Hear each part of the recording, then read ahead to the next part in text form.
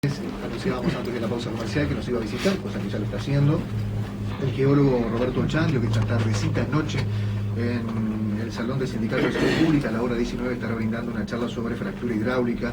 Roberto ha participado este pasado fin de semana en el nuevo Congreso de la Asociación Rural del Uruguay, que se llevó a cabo en el departamento de Artigas. Gracias por este tiempo, por visitarnos nuevamente. ¿Cómo le va, Roberto? Muy bien, muchas gracias a ustedes por traerme acá. ¿Cómo fue ese auditorio ahí del Congreso, donde los temas ambientales aparentemente tenían un lugar? Bien, no estuvimos todo el tiempo, participamos hasta las primeras 2 horas de todo el Congreso, después tuvimos que volver porque perdíamos el ómnibus. Pero muy interesante, el primer hombre que habló sobre el tema de la minería de las rocas que sacan en superficie las piedras. Preciosas. Piedras preciosas.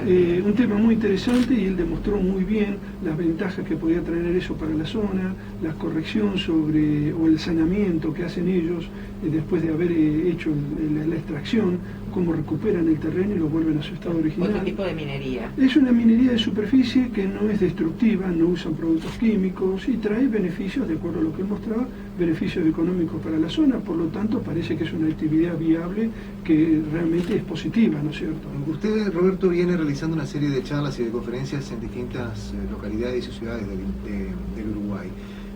Y estamos hoy en el debate, en la discusión sobre esto que se da a llamar fractura hidráulica y extraer determinados recursos de los suelos de un país que se vende al mundo como país con el rótulo Uruguay natural. ¿Usted cree que estamos a tiempo, no sé si de frenar es el término, pero de tener ciertos cuidados ante estos avances? Definitivamente.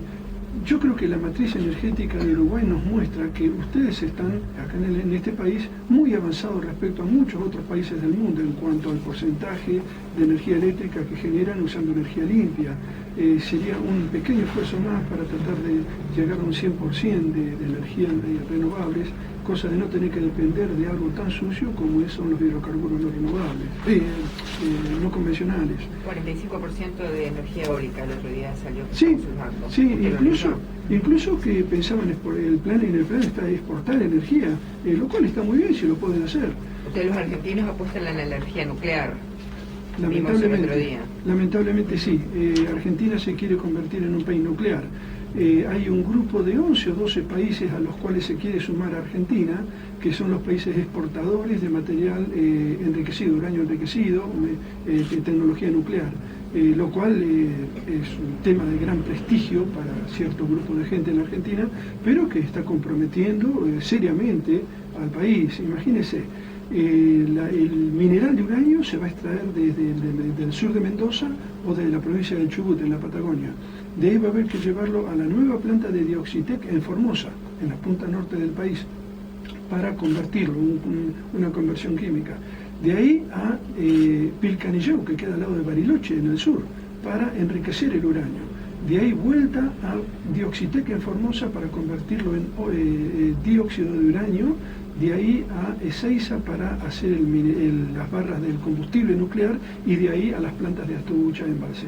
Es decir, que el uranio, ese material tan peligroso, va a circular por rutas que fueron hechas para el tránsito de hace 60, 70 años, sin ningún tipo de control, en camiones no marcados, digamos, en el mayor secreto. ¿Qué son los argentinos? Porque ustedes tienen un grupo ambientalista muy fuerte en Argentina, ¿no? Sí, bueno, la gente por supuesto está muy preocupada. Imagínense, solamente la minería va a ser un desastre en la provincia de Chubut.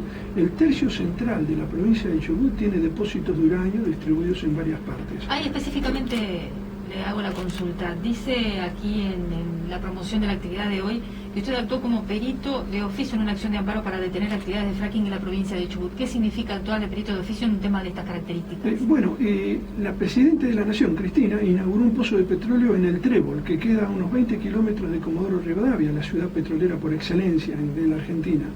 Es un pozo de no convencionales, un pozo exploratorio muy importante, que estaban todos los ojos de la industria fijos en ese pozo. Apenas empezó eso, nos dimos cuenta de que eso iba a afectar directamente el acuífero El Trébol, se llama, que es el que abastece a la parte sur de la ciudad.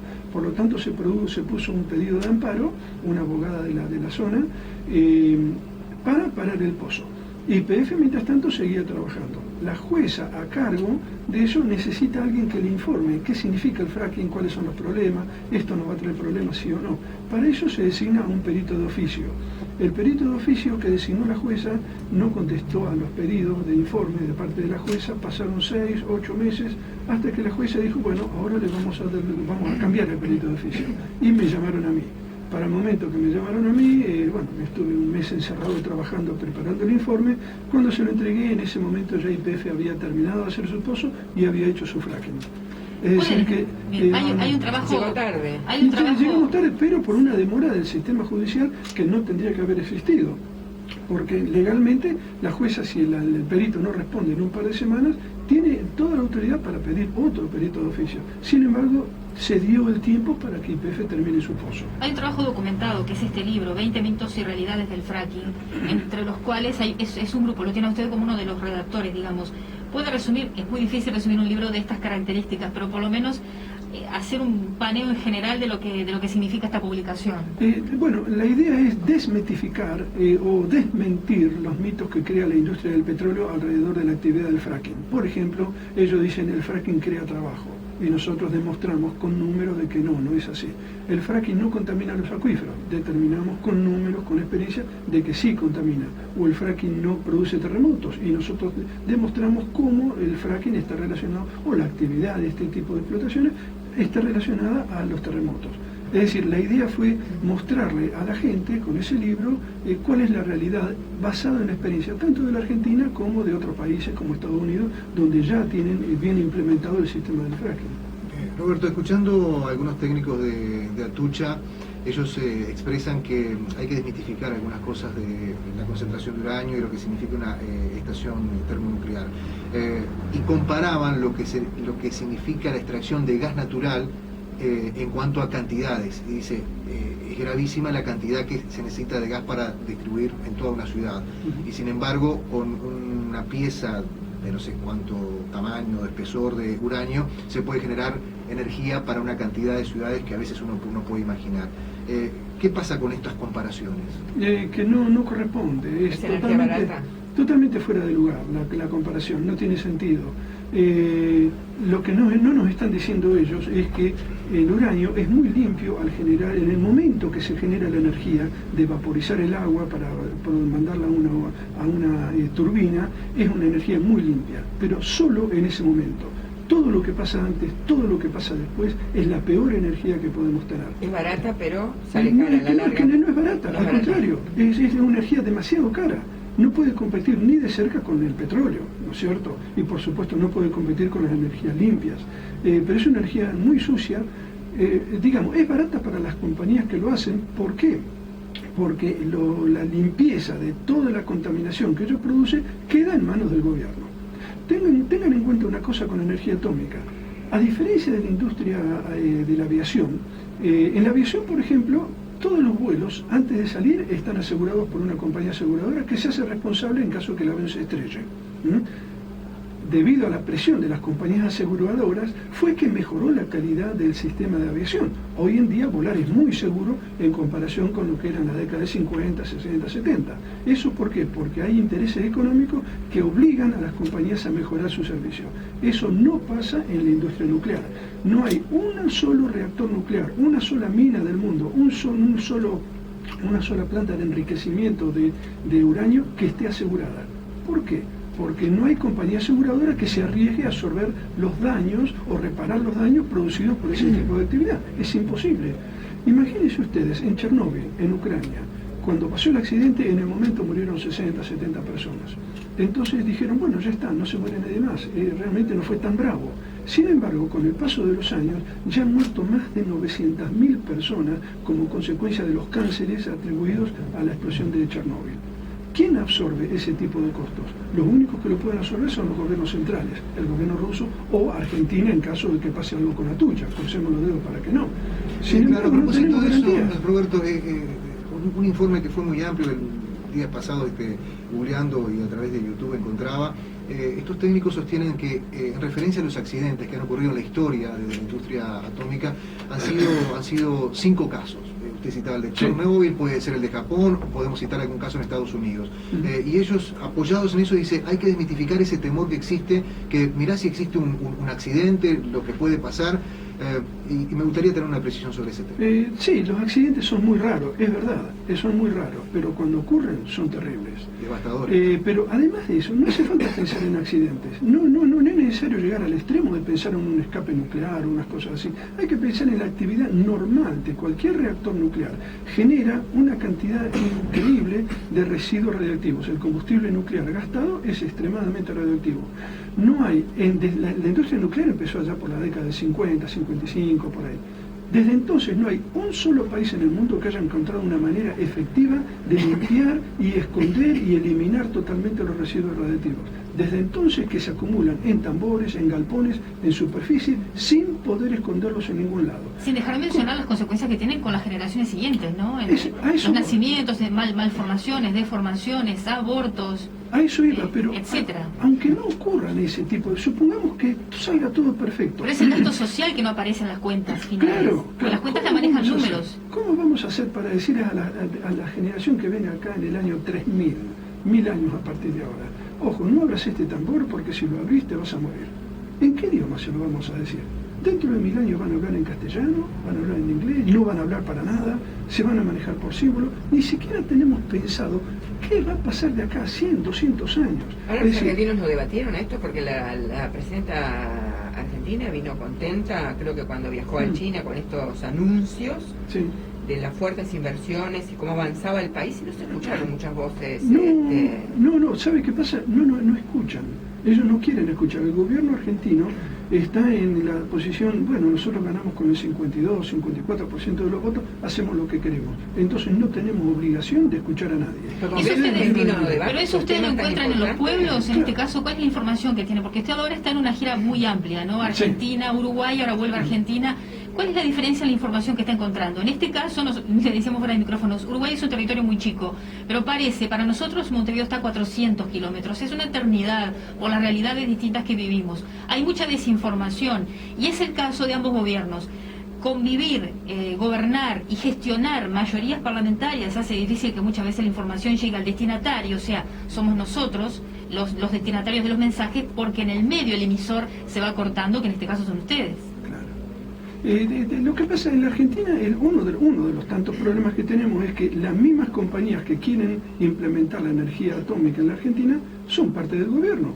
La Comisión Nacional de Energía Atómica es una oficina que depende de la Presidencia de la Nación. Entonces, ellos son juez y parte en todo esto. Es el mismo gobierno que nos está vendiendo la energía atómica y eso no tiene ningún interés en que el pueblo sepa cuáles son los riesgos.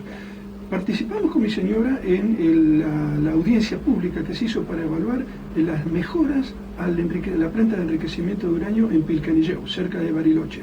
Las preguntas que le hacíamos a la gente de la CONEA, la Comisión Nacional de Energía Atómica, era ¿qué van a hacer con el uranio empobrecido? Cuando ustedes enriquecen uranio, al mismo tiempo obtienen uranio empobrecido. Desecho, la basura que queda. Claro, es decir, del uranio uno enriquece para tener más uranio 235, pero queda con el uranio 238. Por cada kilo de uranio enriquecido obtiene típicamente 11 kilos de uranio empobrecido. ¿Qué van a hacer ustedes con ese uranio? No, acá no vamos a tener uranio empobrecido, eso no es un problema nuestro. Y aparte el uranio empobrecido es una cosa que no produce ningún problema, es un material que se acumula, es muy bueno para hacer defensas contra los rayos X. Es decir, le quitaron importancia a eso y al mismo tiempo le ocultaron a sus propios empleados que van a tener que trabajar con un elemento radiactivo que tiene consecuencias a través de los siglos, de los milenios. Es decir, a ese nivel se están manejando en la Argentina, ocultando a la gente las consecuencias de lo que ellos están haciendo. Y lo mismo pasa con los hidrocarburos, con Vaca Muerta, todo eso. Allá uno va y pide un pedido de informes al gobierno para que nos diga, dígame, señor gobierno, ¿cuál es la productividad de los pozos de Vaca Muerta? Ellos no le dicen nada. Usted no puede entrar al yacimiento de Vaca Muerta y sacar fotos para ver cómo está haciendo la explotación. Está todo rodeado por policía privada que no dejan entrar absolutamente a nadie. Es decir, que lo que ellos están haciendo es en el secreto más absoluto. Y a ese nivel nos estamos manejando en la Argentina. Cuando se dice que las energías alternativas son energías complementarias, por citar la fotovoltaica o la energía eólica, ¿quiere decir que siempre se va a necesitar de una energía madre para poder generar lo más fuerte de lo que se necesita en consumo? Ahí creo que está una de las claves del problema que tenemos hoy en día. Los hidrocarburos a nivel mundial se están acabando. Típicamente caen un 4 o un 5% por año. 4 o 5% por año. Al cabo de 3 años suma 12% o 13%, ¿no es cierto? 12-13% es lo que produce Arabia Saudita por año. ¿Qué significa esto? Que cada 3 años nosotros deberíamos incorporar a las reservas mundiales una nueva Arabia Saudita, pero no se encuentran nuevas Arabia Sauditas, no hay más, se acabaron, ¿no es cierto? Entonces, lo que está pasando ahora, que estamos consumiendo las reservas, se estima que en unos 5 o 6 años podemos tener una crisis energética, cuando deberíamos estar usando esa misma energía para desarrollar e implementar sistemas alternativos. Los molinos de viento, las paletas requieren compuestos derivados del gas, las plaquetas solares también requieren compuestos derivados de los hidrocarburos, es decir, estamos malgastando con poner autos en la calle lo que deberíamos estar usando para planear hacia el futuro, ¿cierto? Así que estamos en las puertas de un cataclismo de proporciones astronómicas. Mire, yo no quisiera, espantar a nadie, pero el hecho es, se estima que para el 2020 podemos estar en 3 tipos de crisis, una crisis energética, una crisis alimentaria y una crisis hídrica.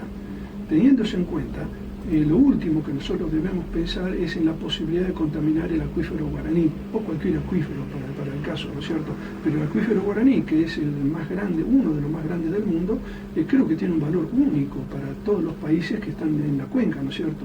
No podemos arriesgarnos. ¿Y saben qué pasa? Está la compañía Petrel acá en Uruguay. Hizo 4 pozos exploratorios para sacar muestras de terrenos de acuerdo a lo que dice en su página de internet para determinar la composición de los estratos de no renovables, hidrocarburos no renovables. Ellos están buscando no renovables, no como dicen que es petróleo, no convencionales, petróleos no convencionales. En la perforación de uno de esos o 2 de esos pozos tuvieron problemas que los forzaron a abandonar el pozo a los 860 metros. ¿Qué es lo que tiene Uruguay a los 860 metros? El acuífero guaraní. Entonces, la presunción, ellos no lo dicen que tuvieron un problema geológico catastrófico que los obligó a abandonar el pozo, lo cual abandonar el pozo es muy inusual, no es una cosa que ocurra todos los días. Se supone de que ellos tuvieron una pérdida de la inyección de perforación hacia el acuífero guaraní. Es decir, aún antes de haber empezado la explotación o saber exactamente qué es lo que tienen, ya están contaminando el acuífero guaraní. ¿En cuál de los pozos fue que se vio esa situación? Mire, ellos hicieron 4 pozos, está en su informe en la página de internet, y lo tengo en la computadora en realidad, no recuerdo, no lo tengo en la mente, pero está en su informe, en el informe en inglés y en el informe en castellano. En este caso, hablando de la problemática que nosotros tenemos de los recursos, en este caso los que no son renovables como el agua, porque el agua es un recurso finito, lo aprendimos desde la escuela, no cuando íbamos a primaria. Ya empezamos a tener problemas en Uruguay, y de estos problemas que estamos avisorando hoy no pensaban las generaciones hacia atrás que lo vamos a tener, pero empezamos a hablar de la problemática en el agua cuando una población denunció que había olor a barro o gusto en el gusto y en el sabor del agua. Con lo que usted plantea, esto recién se está planteando, no es que ya tenemos la catástrofe planteada, sino que a futuro las generaciones lo van a tener si no tienen una respuesta en tal sentido. Hoy usted encuentra, hablando de la información como base de empoderamiento de todas las situaciones en una comunidad, en Uruguay y en Argentina, que está toda la población informada, ha recorrido distintos territorios, porque para nosotros, como le decía, Montevideo y Paysandú son 2 cosas distintas. ¿Qué es lo que ha encontrado en esta recorrida? Cuando usted va bien a Uruguay, ¿se sabe de qué se habla cuando se habla de fracking? No, hay una ignorancia total. Por empezar, la desinformación que se promueve desde las altas esferas. Imagínese, vino el presidente de ANCAP a decir, acá en Uruguay primero dijo, no vamos a buscar hidrocarburos no convencionales, estamos pensando en los hidrocarburos convencionales, los típicos. Después, al tiempo dice, vamos a hacer fracking, pero no vamos a contaminar, no vamos a cometer el mismo error que en otros países, acá lo vamos a hacer bien. Con lo cual es una aceptación implícita de que el fracking contamina, que requiere un cierto tipo de control. La pregunta para este señor sería si Estados Unidos, que son los que desarrollaron todo este sistema, y acá tiene problemas graves de contaminación, y acá estamos usando exactamente la misma tecnología hecho por las mismas personas que lo hicieron en Estados Unidos, vamos a hacerlo mejor. Díganos, señor, por favor, ¿qué es la diferencia? ¿En qué sentido ustedes van a cambiar cosa de no contaminar? ¿Cómo van a evitar contaminar acá lo que los Estados Unidos están contaminando en su propio país? Es decir, se desinforma a la gente al mentirle, al decirle, digamos, teorías como esta, que no tienen ningún fundamento. Por otro lado, nos vienen y nos dicen que acá tenemos en el Uruguay un potencial de no sé cuántos millones de barriles que nos va a alcanzar, multiplicado por el consumo, nos va a dar para tantos años de hidrocarburos. 120 años, dijeron. 120 años. Bueno, ese número no tiene absolutamente ningún fundamento científico. No hay manera de determinar a priori cuál es el potencial de un yacimiento no convencional. Ese número lo que hacen ellos es determinar más o menos volumétricamente cuál es el volumen total de roca que tienen y asignarle una cierta cantidad, una cierta producción por unidad de volumen, y en base a eso extrapolan. Pero no se puede hacer eso con el yacimiento no convencional. Eso ya se vio en Estados Unidos, donde los yacimientos de California pasaron de un 100% a un 4%. Una vez que empiezan a explotar, es decir, nos largan números, nos largan información que realmente desinforman a la gente. Nos dicen, podemos hacer el fracking con control. Bueno, los controles del gobierno ustedes ya los pueden oler hoy mismo cuando abren la canilla del agua. Ese es el tipo de control que van a encontrar cuando empiece la explotación de los pozos no convencionales. Es decir, las compañías vienen, hacen lo que ellos creen necesario para maximizar sus ganancias. Y si eso implica no cambiar cañería en superficie o pérdidas, aceptan tipos de pérdidas de gases o hidrocarburos mientras no superen los costos que ellos tienen determinados. Es decir, se les da una vía libre a las compañías para que hagan lo que quieran, básicamente. Sí, en este caso en Uruguay al menos no se ha logrado que la URSEA en su momento, cuando estaba conformada la Unidad Reguladora de los Servicios de Energía y Agua, diera informes acerca del estado sanitario de las aguas en Uruguay, que se la estaban pidiendo desde el año 2003. Y estamos ya desde el año pasado, que está prácticamente tiene un solo integrante. Decimos, cuando hablamos de estos recursos, nos encontramos con una comunidad que desconoce todo esto, ¿no? Hace falta hacer un posicionamiento de los temas y reclamar. Es muy difícil que una comunidad afectada hoy por hoy en estos países logre un resarcimiento. Estábamos viendo una actualización de la información que en Texas una familia logró resarcirse una vez que comprobó que el fracking había perjudicado sus territorios, su actividad agroeconómica, y recibió creo que las cifras son $3 millones. Una cosa así. Digamos, esto hoy por hoy, en el marco de las ejecuciones que ustedes lo encuentran más allá en esos territorios, ¿es fácil llegar hasta los ámbitos de la justicia? No en la Argentina, tampoco en los Estados Unidos, ya que estamos. Es muy difícil ganarle un juicio a las compañías petroleras. Son demasiado poderosas. Una vez que ellos se instalaron y comenzaron con sus actividades, van a seguir adelante, cueste lo que cueste.